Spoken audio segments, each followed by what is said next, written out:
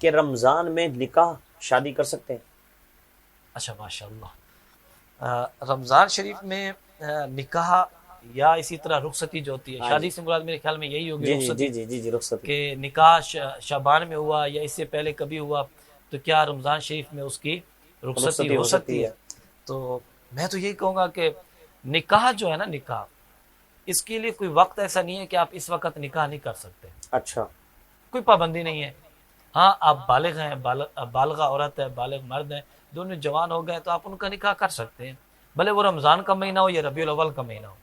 اچھا اگر رمضان میں نکاح کریں گے تو روز صاحب ذرا سوچیے گا کہ ہمارا معاشرہ اگر رمضان شریف میں نکاح کرنا شروع کر دے تو کتنی ساری ایسی رسومات اور بدعتیں ہیں جو خود بخود دم توڑ جائیں گی، اللہ اکبر اللہ اکبر، خود بخود دم توڑ جائیں گی. مثلا ایک تو یہ جیسے ڈھول بجانا ہے، ٹھیک ہو گیا.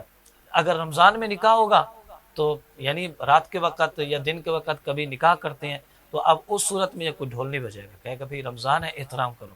اچھا کوئی اسی طرح اداکاریں یا وہ رقاصائیں جو ہوتی ہیں، عورتیں بولی جاتی ہیں، جھومر، تو یہ بھی ختم ہو جائے گی. اور اسی طرح کی بھی بہت ساری رسومات ہیں جو رمضان شریف کی برکت سے ختم ہو جائے گی. لیکن رخصتی بھی ہو سکتی ہے، نکاح بھی ہو سکتا ہے. جو اس بات خیال رکھنا ہے جس بات کا وہ یہ ہے کہ امت مسلمہ کے لیے جیسے ہی مغرب ہوتی ہے، مغرب سے لے کر صبح جب آپ روزہ رکھتے ہیں اس روزے کی نیت یعنی ساری کے وقت سے پہلے یہ جو وقت ہے نا، اس وقت میں زوجین یعنی میاں بیوی آپس میں جماع کر سکتے ہیں. اچھا یعنی ان کا صحبت کرنا، ان کا مباشرت کرنا، ان کا حجرہ رسو میں رہنا یہ شرعاً جائز ہے، کوئی منع نہیں.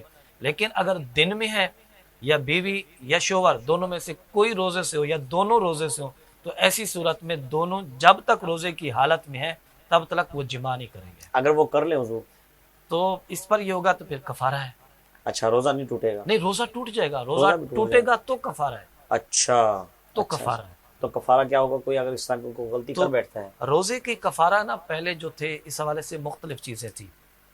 یہ قرآن پاک کے اندر بھی آتا ہے کہ جب کہ آدمی روزہ اس کا جان بوجھ کر توڑ دے، جان بوجھ کر کوئی کھا لے، یعنی وہ چیزیں جو روزے میں منع تھی، پینا، جماع کرنا، کھانا، یعنی وہ چیزیں جو روزے میں ممنوع تھی آپ نے ان کو کر لیا جان بوجھ کر، بھولے سے نہیں، جان بوجھ کر ان میں سے کوئی عمل بھی کر لیا، زوجین نے مباشرت کر لی، صحبت کر لی جان بوجھ کر، اسی طرح جان بوجھ کر کھا لیا، جان بوجھ کر پی لیا. اب اس کا کیا ہے؟ کفارہ ہے.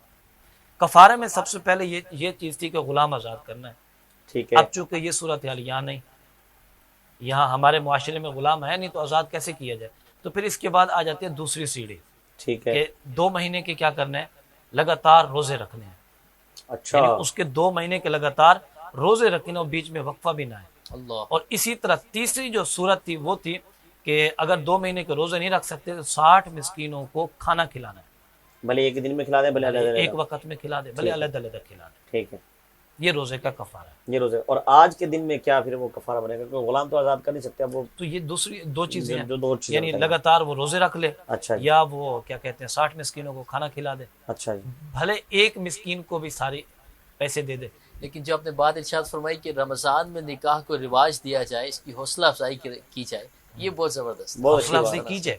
اس سے تو ہمارے معاشرے کی جو بدعات جو پھیلی ہوئی ہیں نکاح کے موقع پر وہ ساری ختم ہو جائیں گی. ٹھیک ہو گیا، ٹھیک ہو. اور اس میں افطار اور سحر دیا جائے. ہاں، سبحان اللہ، افطاری یعنی کہ ولیمے کے موقع پر دیکھیں تو سحری میری طرف سے ہوگی. ہاں جی، یعنی کہ آنے والے اس کو مہمانوں کو سحری کروائی جائے، سحری کرائی جائے اور افطاری کرائی جائے. افطاری کروائی یعنی جائے. ولیمہ ہو اور اس میں کیا چل رہا ہو جی؟ افطاری.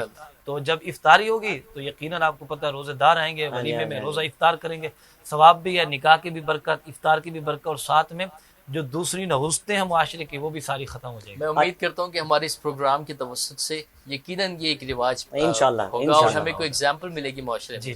حضور رواج ہو نہ ہو وہ ان لوگوں پر ہے جو دیکھ رہے ہیں، لیکن ہمارا کام ہے بتانا.